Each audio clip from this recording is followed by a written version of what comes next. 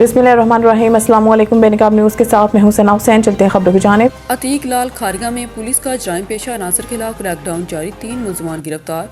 Rifle, Kalashnikov, pistol, 30 bore और 1 kilo से ज्यादा चर्स बरामद। तफसीलात के मुताबिक DSP सर्कल खारिगा चौधरी शाहिद महमूद की जेर निगरानी SHO थाना गलियाना SI मोहम्मद अनवर सरला ने अपनी पुलिस टीम के हमरा कार्रवाई करते हुए कत्ल के मुकदमा में मतलूब खतरनाक मुजरम इश्तहारी वसीम जावेद साकिब मलकवाल को गिरफ्तार कर लिया। गिरफ्तार मुलजिम के कब्जा से आलाई कत्ल पिस्टल, 30 बोर बरामद कर लिया गया। गिरफ्तार मुलजिम थाना कलियाना पुलिस को कत्ल के मुकदमा में मतलूब था, जिसको पुलिस ने पेशावराना महारत और जदीद टेक्नोलॉजी के इस्तेमाल से गिरफ्तार कर लिया।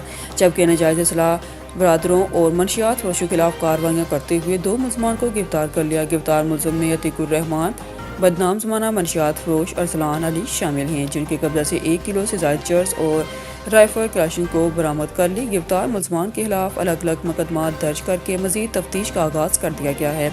इस सिलसिला में DSP सर्कल खारिगा चौधरी शाहिद महमूद का कहना है कि जराइम पेशा अनासर माशरे का नसूर हैं और नौजवान नस्ल की तबाही का बाइस बन रहे हैं, जिनके खिलाफ बिला इम्तियाज कार्रवाइयाँ जारी रखेंगे।